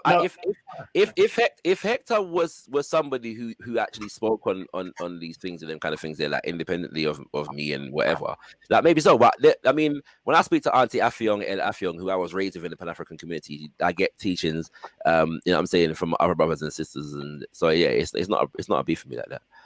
You know what I'm saying? Just because really, like I said, like he said, I haven't heard you really raise any specific Nigerian or Niger Delta type of politics. Yeah, it doesn't. I've not really heard it. Hector. So, unless it's you know what I'm saying. You know, you've not heard me. Yes, not and really. I'll the reason why, because each time I try to, again, majority of your followers, Shakara, they shut me down. Oh, Charlie. Yeah, I don't have followers. Can I let me tell you the reason why. Right from 3 years ago, they started shutting me down, and I'm not a stupid man. I'm an elderly person, so why would I not put myself in all those kind of stupid situations which I don't like to be in anyway? But that does not mean I cannot take care of myself when it comes to it. I mean, you were witness and just now between me and Lady Divine, but I try as much as possible to avoid it. But when it comes, I'll take it head on. That's why. Okay. If I was you, anyway, I guess I was gonna say take my foolish advice, but I'll leave that there. I won't play no videos today. But there is a good video online of an auntie by the name of Affiong El Affiong. In fact, she got many videos online, and I'd encourage. She's from Nigeria. I'm going to type her name in the chat, and I'd encourage everybody to go listen to her. You know what I'm saying? Because if you want a perspective from an African from Nigeria who is also a Pan-Africanist, a staunch Pan-Africanist, she's a good person to listen to in that regard, and she will tell you straight about the sharing of experiences and the shared experience. And by the way,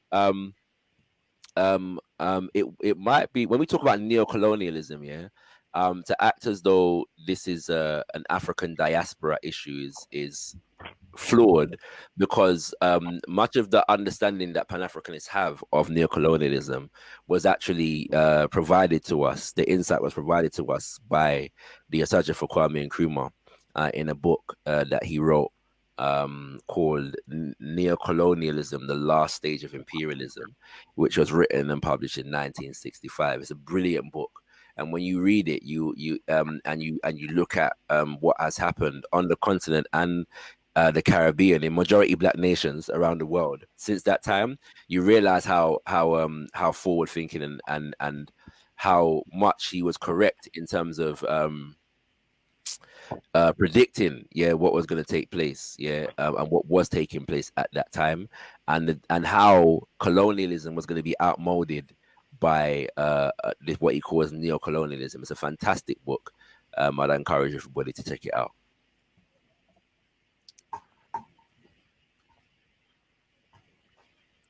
You know what I mean?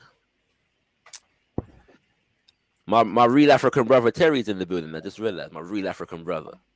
I was quite excited when he came in because I thought I was going to hear some. No, but you have to realize, like, that only Reggie and Jupiter, not Jupiter, Freudian slip as they say, Hector are given the status of real Africans on these fellows. Yeah, because you got people like everybody totally negates Terry, Nicholas, what's his name? Because these guys are women. Everyone wants to sell it. Everybody totally negates them. You get me? Like, you know why? Khalid, you know why? You know why? Totally negates all these people because they don't have this anti-African diaspora type energy. Like it doesn't exist. No, you don't get it. You don't get it. The real African, is Reggie and Hector. But I do have an interesting question though. I do have an interesting question here. Well, these guys that you mentioned, in relation to the question that you asked me, because can I ask a question? Was I not asked earlier if I'm an African, why am I not living in Africa? And when am I going? Was that the question I was asking yesterday? I mean, earlier today. No, I don't think I asked the question like that. I think I didn't say you specifically. Well, actually, you did say when are you going? Yeah, you did say that. Right, but somebody else asked me about why am I living in England, not Africa. I'm sure I was asked that earlier. And if I'm an African, why am I not living in Africa? Is that if you're an African? There's a number of reasons why people. No. That's what I'm relatively sure. That's what I was asked. Yeah, I'm relatively sure. What was I asked then? What was I asked? You might have been asked your own personal reason. No. Somebody said if I'm an African, why am I living in England and not Africa? Isn't that what we said? Yeah, I think I heard that. I'm relatively. I'm 99.9% sure that's what I heard. No, I mean it's not if you're an African. I don't know why someone would ask you that because I say I'm an African, innit? So somebody says to me, if you're an African, I think you're a straw man. Obviously, you're coming back to you're trying to answer a question that was probably asked. I'm not answering the question. If it was asked, I'm asking if that was asked to me earlier. Yeah, but I'm saying you're trying to answer a question if it was even asked hours ago. You get what I'm saying? Now you're trying to say that this question was asked. What's your point? I'm clarifying something. Was that question, whether it was asked to me or not, it's not even really important to the question I'm asking. Did somebody ask me, you're an African, so why are you living in the UK and not Africa? Is that what somebody asked me a minute ago? Oh, people don't. Again, no one knows if someone asked you that because you haven't been able to identify who asked you that, or if it was even asked. So you're not sure. Okay, you're not sure. That's fine, Reggie. We'll put you to one side. Does anybody else recall me being asked something like that earlier? You're desperate for someone to ask you that, like as if you want to answer it, then answer it. But I'm not really desperate for anybody to ask me anything. I'm asking, was I asked that earlier? Look here. Yeah. As far as I can remember. You remember me being asked that? Yeah. This disciple of yours, I don't know why he keeps on saying that Bob, if he's been on here telling you how dumb you are. I wouldn't rely on gold for anything after what he's been gold. All these people, gold. If something never existed and he wasn't part of the UK, I'd still be telling. I'm sure somebody else did that. So I'd like for my proud Nigerian brothers to tell me why they're living in England, not Nigeria. Well, yeah, good question. That's the thing. If you wanted to just ask that question, then why don't you just ask the question? The floor is yours. Why are you avoiding the question now? Go on. You answer the question. Well, for myself, I think I've answered this question probably before. Yeah. I saw you got like a house or something in Nigeria, Reggie. You're saying, or like a foundation or charity. My grandparents have a school in Nigeria, and my parents have business interests here as well. So I'm comfortable. I'll be comfortable in Nigeria. I'll be comfortable here. It's not a thing. I just find that the infrastructure and the lifestyle here brings me more happiness at the moment. It's not assured that I will live here forever. It's not assured that I will. You born here, Reggie? I was also born here and raised here. Someone mentioned something about the Muslim. But if I was under oppression and if I was under persecution, and if I hated this country, I only live once. I would have to leave. You know what I mean? And I think that's a fair way of doing things. I don't feel like if I'm being persecuted and I have the British passport, which allows me to go to probably 3 out of 4 countries in the world, that that anything is pinning me down here. You get what I'm saying? Yeah. But until then, you're not going to speak about Boko Haram. or you're going to relate it to the UK? I was going to say, all these disciples that Shakara mentioned, most of them are just siding with him because they're after the reparations as well, and he doesn't get it. Can I ask you a question, Reggie? Yeah, if he was in Nigeria, would you be able to like? You're for Biafra, Reggie. So what are you talking about? You want reparations too? Don't you? Reggie, let me ask you a question. Yeah. Hold on. They all after the reparations. They all were on the boat.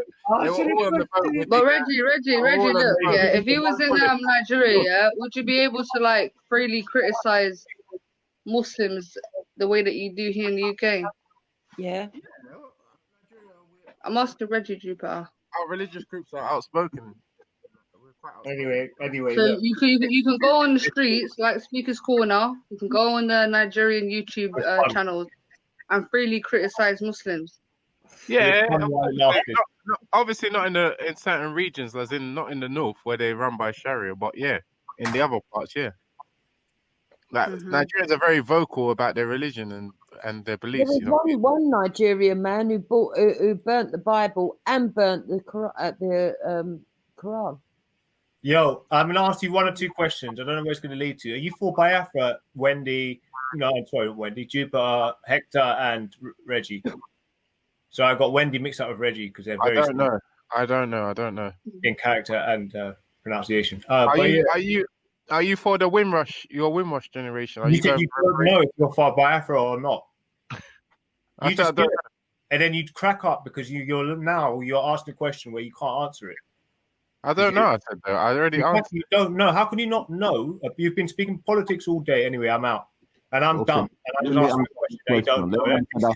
Let me answer that question. Yeah, great. am splitting Nigeria into three. The Northerners get the fuck out of our way, and the Westerners get the fuck out of our way. Then the rest of us will live in peace and harmony.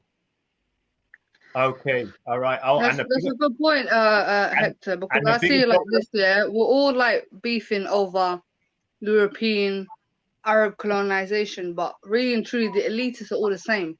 Yeah, you've got Arabs in the elite, you've got Africans in the elite, you've got white people in the elite, and they all have the same agenda, and they're all against us. That's why they called us the 14 house.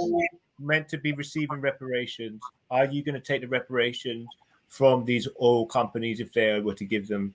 Okay, go. What are you going to do with your reparations anyway? What are you going to do with your reparations? And are you receiving any reparations? Obviously, Reggie. What kind of question are you asking? Yes, so you guys will take you'll take reparations if they're offered, yeah? Me? Yeah, yo, don't stop it, man. Stop it. Be honest, bro. Come on, stop it now, bro. If they offer me reparations. What reparation? What reparation are you on? Okay. All right. So he don't want to answer. What do you think is better? Yeah, reparations or people getting out of the country? I think people getting out of the country and letting people be self-sufficient is better than reparations. Record this, yeah. I would agree with that, actually, Zameen. I think that. I don't understand. I think let all these foreign powers get out of the country. Reparations, we can make that back. We can build ourselves on our own independently. We don't need no one, no help, no nothing. I think unfortunately we've gone past the point of reparations. These folks ain't giving reparations to nobody.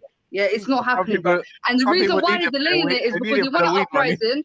Listen, brother, they want people to fight for reparations so that they can yet again put their foot in and try control people. Yeah, they want an uprising. They want some sort of protest so that they can start restraining and locking up folks. So fuck them, forget about them, just kick out the foreign and the Western powers, whatever powers, and just work independently. That's how I feel like most of these countries would be self-sufficient. But the reparations is for the Windrush people. It's for the likes of a King of Gold and Riggs.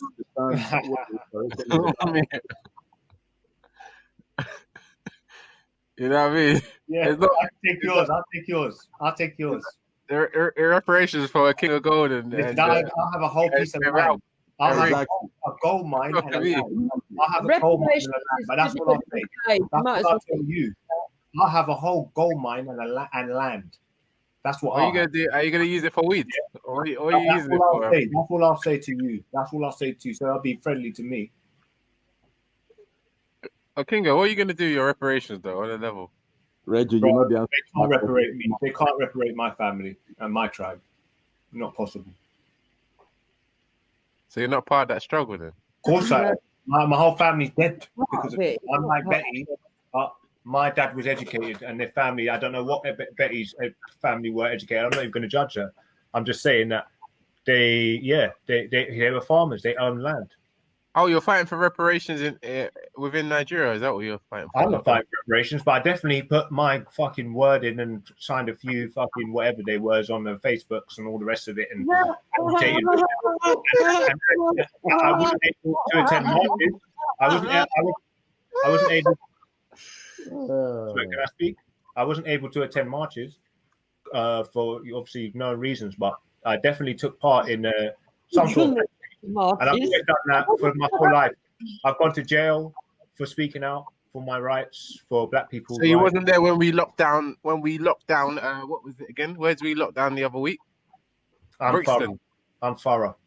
No, physically, bro. Physically, every time things happen, these sort of occasions I go to, any type of march, any type of thingy I've been as a kid, bro. And I didn't even know what I was going to, but. Recently, I stopped going to carnivals, stopped attending these mass events. Okay, so King God, let me ask you a question. King God, let me ask you a question. And it's detracted me, bro. It's isolated me from the community, bro, to be honest with you, to a degree. King God, let me ask you a question now. What do you think about the Biafra, whatever? Because I do understand properly about Nigeria, and bro, that's just more divided than... I'm asking, what is your take on the Biafra issue? It's disgusting. It's horrible. Yeah, and you understand that the English, all they have to do is make a few phone calls, and Biafra is Biafra. It's a new New York for black people to come to.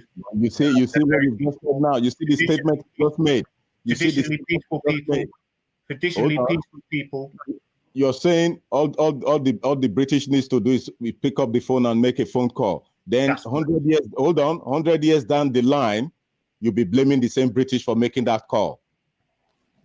In what regard? How do you quantify? Maybe when the so-called Biafra country now, assuming it was successful, now goes belly up. You'll not be 100 years down the line. You still be blaming the British for picking up that phone call, which you are suggesting today. So let me just say something now. Since the agitation of Biafra, there's a new. You understand that they're saying they're not going to eat the oil. They can't. Eat it. Kingo, I just want to say it's been real. Man's got to jump. Yeah, I'm out. Respect. Peace out to all the panel and that. Yeah, bless. Peace.